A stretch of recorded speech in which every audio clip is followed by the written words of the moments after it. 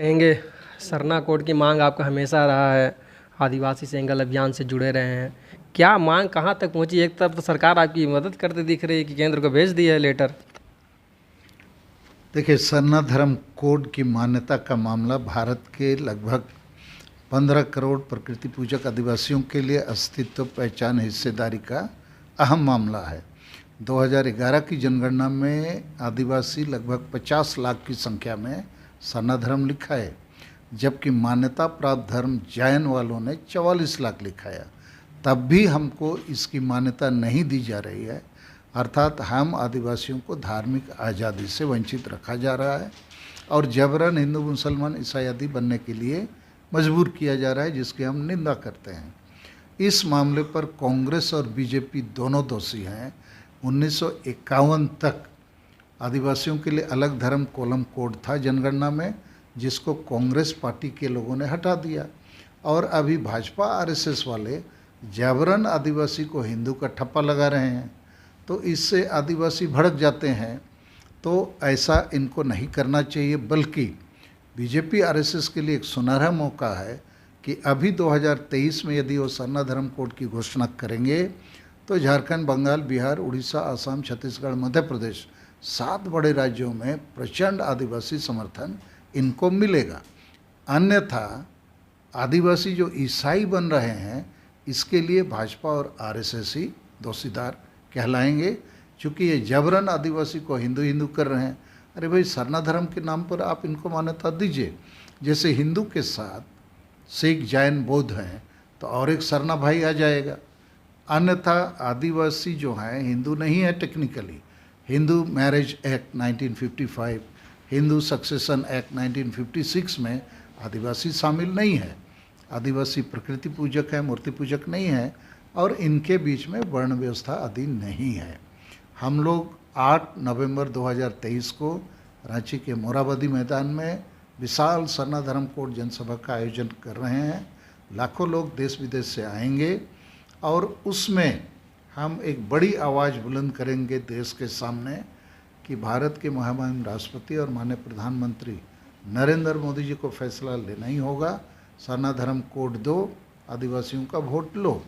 और उस बड़ी जनसभा में हम लोग 3 इम्पोर्टेंट व्यक्तियों को विशिष्ट अतिथि के रूप में बुला रहे हैं। एक तो सुदेश महतो जी, चूँकि उन्होंने सरना धर्म कोड का समर्थन किया है, जबकि उल्टे केंद्रीय मंत्री अर्जुन मुंडा जी इसका विरोध कर रहे हैं, बेतुका बयान दे रहे हैं। और दूसरा सरना धर्म गुरु बंधन तिगा, और तीसरा असम के आदिवासी डेवलपमेंट काउंसिल के चेयरमैन असीम हंसदा को हम लोग बुला रहे हैं।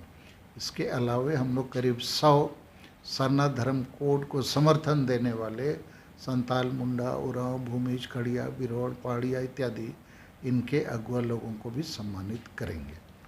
सरना धर्म कोड की अगर बात कर रहे हैं आप, तो हेमंत सोरेन ने तो बहुत अच्छा काम किया, भेज दिया। और कह सकते हैं कि भाजपा ने तो और अच्छा काम किया, राष्ट्रपति बना दिया। तो अपने कहाँ से आपको लगता है कि इन लोग सब गड़बड़ कर रहा है? देखिए, भाजपा अभी तक आदिवासी को आदिवासी नहीं बोल पाती है, वनवासी बोलती है। दूसरा, आदिवासी पर जबरन हिंदू का ठप्पा लगाना चाहती है, जबकि अवसर अच्छा है कि सरना धर्म कोड का मान्यता दे, आदिवासी को आदिवासी बोले। तो 7 राज्यों में चुनाव आने वाले हैं, अभी होने वाले हैं, इनको फ़ायदा होगा। और हेमंत सोरेन का तो कहना क्या है, ये सारा वादा खिलाफी करना, 32 का खतियान, आरक्षण, नियोजन, CNT SPT कानून, सरना धर्म पर भी उन्होंने सरना धर्म कोड नहीं, सरना आदिवासी धर्म कोड पास किया, आदिवासी जोड़ दिया। आदिवासी का मतलब जाति सूचक बात है। अनुच्छेद 342 के तहत हम लोग को जाति का दर्जा प्राप्त है, अभी हम धर्म का दर्जा चाहते हैं अनुच्छेद 25 के तहत। तो ये जाति और धर्म का खिचड़ी पका दिया, बिना राज्यपाल के दस्तखत के दिल्ली भेज दिया, वापस आ गया और खुद लड्डू खाया, सबको खिलाया। तो ये हेमंत सोरेन जो है, बाप बेटा नाम बदल के अभी इतना जमीन लिया है। माननीय मुख्यमंत्री, पूर्व मुख्यमंत्री बाबूलाल मरांडी ने दस्तावेज के साथ मीडिया के सामने कहा कि 100 डीड साइन किया है। हेमंत कुमार सोरेन, बाप का नाम शिबू सोरेन की जगह शिवा सोरेन। तो इनका बात छोड़ दीजिए, इनसे कुछ होना नहीं है। अभी तो लूट झूट और भ्रष्टाचार के मामले में इन्होंने रिकॉर्ड बना लिया है। तो हम लोग लेकिन उम्मीद करते हैं आदिवासी समाज पर कि आदिवासी समाज के लिए संविधान कानून में बहुत कुछ लिखा है लेकिन लागू कुछ हुआ नहीं, और इसके चलते आदिवासियों के साथ बहुत अन्याय अत्याचार शोषण हो रहा है। तो सरना धर्म कोड एक ऐसा मुद्दा है और 2023 का बड़ा मुद्दा है, ये राजनीतिक मुद्दा बनेगा, चुनाव का मुद्दा बनेगा, और इससे आदिवासियों को एकजुट होकर आगे बढ़ने का एक रास्ता मिलेगा। अच्छा दादा, एक सवाल ये है कि जैसा आपने बोला कि हेमंत सरकार की बहुत सारे ज़मीन लूट रही है, या फिर ये बाबूलाल मरांडी ने कहा। बाबूलाल मरांडी तो बहुत कुछ कहते रहते हैं। वो कहते हैं कि यहाँ तो राष्ट्रपति शासन लागू कर देना चाहिए, आप सुना होगा आपने। और उसमें जो जेएमएम की ओर से सीधा आता है कि गाजर मूली है का उखाड़ के फेंक दीजिएगा। बताइए, मैंने सरकार है, गाजर मूली तो है नहीं, आप बोलते हैं कि उखाड़ देंगे। देखिए, इसका जवाब हम ऐसे देंगे, ईडी ने कितना बार समन किया हेमंत सोरेन को, भागते भागते सुप्रीम कोर्ट, हाई कोर्ट, अब फिर कहाँ भागेगा। आखिर बात ये समझ में आती है कि ज़रूर दाल में कुछ काला है, और ऐसी सरकार को तो सचमुच झारखंड चलाने का कोई हक नहीं है। मोरालिटी के तौर पर इसको इस्तीफा दे देना चाहिए। इसने कितना 32 का खतियान का डंका पीटा, झुनझुना बजाया। कभी खुद विधानसभा के भीतर बोलते हैं लागू नहीं हो सकता, हाईकोर्ट का तलवार है, फिर जैसे कुर्सी डगमगाने लगता है बाहर आते ही बोलने लगता है 32 लागू करेंगे। एक मंत्री उनका ऊपर चला गया, बोलता था 32 हो गया है, सबको नौकरी लेते जाओ लेते जाओ। तो ये पूरा झूठ और वादा खिलाफी का काम इन्होंने किया है। अब गाजर मूली है कि क्या मूली है वो सब अलग विषय है, लेकिन इस सरकार ने अभी तक लगभग 4 साल पूरे हो रहे हैं, एक भी वायदा पूरा नहीं किया, और आदिवासियों का सबसे ज़्यादा वोट लिया, सबसे ज़्यादा धोखा दिया है। पिता पुत्र 5 बार मुख्यमंत्री बने, कौन सा काम किया सिवाय आदिवासियों को ठगने के। तो इसलिए इनसे हम लोग को कोई उम्मीद नहीं। मतलब ये वर्तमान सरकार ओनली वोट बैंक की राजनीति कर रही है, केवल वोट बैंक की राजनीति, आदिवासियों को ठगने, मूलवासियों को ठगने, सबको ठगने का, झारखंड को बेचने का। इसलिए इस सरकार को जाना चाहिए, नैतिकता के आधार पर त्यागपत्र दे देना। अच्छा, मतलब जैसे आपने राजनीति की बात की, तो झारखंड में कई ऐसे राजनीति युवा चेहरा हैं वो सामने आ रहे हैं, और कई पुराने चेहरे भी हैं जो सामने आ रहे हैं। नया समीकरण तैयार होने की बात आ रही है। अगर बात करें नए चेहरे में तो जयराम महतो एक तरफ दिख रहे हैं, दूसरी तरफ अगर पुराने चेहरे की बात करेंगे तो सुरेश सिंह बेसरा दिख रहे हैं। तो क्या लगता है कि अगर भाजपा, आप बोलते हैं कि भाजपा उतना कर नहीं रही है, हेमंत कर नहीं रहा है, कांग्रेस करने, तो नया समीकरण बनेगा क्या झारखंड में? देखिए, नेता लोग केवल चुनाव के लिए अपना इधर उधर डंका पीट रहे हैं। झारखंड बने अभी 22 साल पार हो गया, 23 भी गुजरने वाला है। सबसे बड़ी बात यहाँ शिक्षित बेरोजगारों को रोजगार की बात है। यही एक अभागा राज है जहाँ स्थानीय नीति नहीं है, आरक्षण नीति नहीं है, नियोजन नीति नहीं है। तो इन सारे नेता, पुराने हो या नए, इसकी बात कोई नहीं करता है। सब 32 का खतियान, और ये 32 का खतियान कभी लागू होने वाला नहीं है। झारखंड हाईकोर्ट ने इसको खारिज किया हुआ है। तो जो लोग 32 की खतियान की लेकर जयराम महतो हो या ये सुरेश सिंह बेसरा हो या और भी सारे हो, लोबिन हेम्ब्रोम हैं, और जितने लोग हैं सब 32 हेमंत सोरेन, तो भाई लागू करो ना। तो 32 लागू कैसे होगा? हाईकोर्ट ने इसको खारिज किया है। यदि लागू करना है तो सुप्रीम कोर्ट में इसको स्थापित करना होगा कि हाईकोर्ट ने गलत खारिज किया है। तो ये तो कोई नहीं कर रहा है। कोई बोलता है 9th अनुसूची में ढुका देंगे, कोई बैकडोर से घुसा देंगे। तो जनता को कितना ठगिएगा आप लोग। तो हमने बल्कि एक उसका समाधान बताया है कि प्रखंडवार नियोजन नीति लागू करो, कि झारखंड में जितनी सरकारी गैर सरकारी नौकरियां हैं उसका 90 भाग ग्रामीण क्षेत्रों को दे दो, 10 भाग शहरी क्षेत्रों को, और जो ग्रामीण क्षेत्रों को देंगे प्रखंड वाइज कोटा बना के उसी प्रखंड के आवेदकों से भरो। उस प्रखंड में जिस जाति की जो आबादी है उतना हिस्सा उसको दे दो। 1-2 महीना में मामला ख़त्म हो जाएगा। 4 लाख के लगभग यहाँ नौकरियाँ क्लास 3 और 4 का है, पुलिस, क्लर्क, चपरासी, प्राथमिक शिक्षक, फॉरेस्ट गार्ड। तो ये सारे नौकरियों का वेतन महीना 30,000 करीब होगा। तो यहाँ के लोगों को ये नौकरी नहीं देंगे तो किसके लिए झारखंड बना है? तो इसका जवाब जयराम महतो के पास भी नहीं है, सुरेश सिंह बेसरा के पास भी नहीं, लोबिन हेम्ब्रोम के पास भी नहीं, बीजेपी पास के भी नहीं, जेएमएम पास भी नहीं। तो कौन सा राजनीति?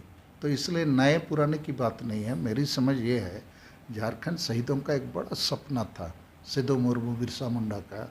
उस सपना को सब बेच के खा गया और झारखंड में अभी बालू, मिट्टी, पत्थर, कोयला, लोहा सब बिक रहा है, लूट रहा है। 2024 में सालखन मुर्मू किधर जाएंगे भाजपा? मैं चुनाव से ज़्यादा अभी आदिवासी समाज के लिए कोशिश कर रहा हूँ और सरना धर्म कोड हमारा एक नंबर का एजेंडा है। ये सरकार सब कुछ नहीं करेगा, हम सुप्रीम कोर्ट जाएंगे और यही तर्क देंगे कि 44 लाख लोगों को मान्यता मिल गई तो 50 लाख वालों को क्यों नहीं मिलेगा? क्या हम लोग किसी के माने गुलामी के लिए मजबूर हैं आज़ाद भारत में? आखिर संविधान सबके लिए है, तो हम आदिवासियों के लिए भी है। लेकिन इस मामले पर आदिवासी समाज को भी एकजुट होकर आगे उठना चाहिए, बढ़ना चाहिए। तो इसके लिए 8 नवंबर को हम लोग बड़ा कोशिश कर रहे हैं। नहीं ठीक है दादा, लेकिन सवाल तो यही है ना कि आखिर सालखन मुर्मू किस ओर जाएंगे? क्योंकि हेमंत सोरेन की सरकार है, अभी गठबंधन की सरकार चल रही है और गठबंधन की सरकार चलने के बाद भी आप बोले कि वहाँ कुछ किया नहीं, तो फिर किस ओर जाएंगे? विपक्ष में भाजपा बैठी है, पहले इसी की सरकार थी, किस ओर जाएंगे सालखन मुर्मू? हम अभी 2023 के अंत तक महामहिम राष्ट्रपति द्रौपदी मुर्मू और उसको बनाने वाले माननीय प्रधानमंत्री नरेंद्र मोदी पर भरोसा रखे हैं, बशर्ते सरना धर्म कोड का घोषणा करें। नहीं करेंगे तो आगे क्या करेंगे 2024 में विचार करेंगे। लोकसभा तो चालू हो जाएगा ना, आखिर विधानसभा की बात करेंगे। मुझे चुनाव और ये सभा वो सभा में देखिए, अभी ऐसा है ना, कांग्रेस जेएमएम के साथ जाओ या बीजेपी के साथ, आदिवासी जहाँ वहीं है। झारखंड में कई बार सरकारें बदली ना भाई, क्या हुआ? कुछ नहीं हुआ। तो हमारे एक आ जाने से क्या हो जाएगा? जनता को यहाँ जागना चाहिए, जुड़ना चाहिए, खड़ा होना चाहिए और शहीदों के सपनों के लिए विचार करना चाहिए। तो मेरे दम पर जो है कि सरना धर्म कोड लेंगे तो आदिवासी का अस्तित्व, पहचान, हिस्सेदारी बचेगा, एकता बनेगी तो वोट बैंक भी बनेगा। आगे की रास्ते के लिए वो विचार करेंगे। यहाँ की सरकार को किस तरह से देख रहे हैं? चूँकि सरकार ये फेल है भाई, ये सरकार तो है नहीं, ये लूट झूठ भ्रष्टाचार पर सवार है और रोज दिन विज्ञापन पर सवार रहता है। काम तो कुछ नहीं, विज्ञापन के माध्यम वो अपना चेहरा चमका रहा है। इस सरकार को तो अभी जैसे संकेत आ रहे हैं शायद जेल में ना जाना पड़े। विपक्ष को कैसे देख रहे हो? सही काम कर रही है, विरोध कर रही है सही जगह? नहीं, बीजेपी जो है, विपक्ष जो है, आदिवासियों को अपनी तरफ आकर्षित नहीं कर पा रही। बाबूलाल जी को तो अध्यक्ष बना दिया गया आकर्षण करने के लिए, नहीं, उसको चुंबक तो बन ही रहा। पुनर्विचार करना चाहिए। जैसे बाबूलाल जी के पास मारंगबुरु का एजेंडा नहीं है, सरना धर्म कोड का एजेंडा नहीं है, डोमिसाइल आरक्षण नियोजन का एजेंडा नहीं है, सीएनटी एसपीटी का एजेंडा नहीं है, तो क्या खाली विकास, डबल इंजन। तो डबल इंजन का गाड़ी ब्रेक फेल हो जाएगा तो एक्सीडेंट ना होगा। तो इसलिए इन सारी सरकारों पर, लेकिन तब भी हेमंत सोरेन और ये जो सरकार है इससे बेहतर बीजेपी कर सकती है। बाबूलाल मरांडी जी अच्छे नेता हैं, हम लोग उसके पक्ष में हैं, बशर्ते आदिवासी एजेंडा को लेकर वो आगे बढ़े। अच्छा, आज का एक कार्यक्रम हुआ, जेएमएम कार्यालय का घेराव पंचायत सचिवालय स्वयंसेवक संघ लोग किया है, और उस पर भी एक बार बोल दीजिए आप, तो जनता हित की बात। यहाँ सब लोग आंदोलन कर रहे हैं, रोज कर रहे हैं, न्याय नहीं मिल रहा है इसीलिए, न्याय नहीं मिल रहा है इसीलिए कर रहे हैं आंदोलन, मजबूर में हैं लोग। अरे सरकार बंगाल में, बिहार में, उड़ीसा में, पंजाब में रोज ऐसा आंदोलन क्यों नहीं हो रहा है? यहाँ स्वास्थ्यकर्मी भी आंदोलन कर रहा है, पंचायत समिति भी, पुलिस भी, होमगार्ड भी, शिक्षक भी, हर कोई आंदोलन कर रहा है, क्योंकि सरकार फेल है।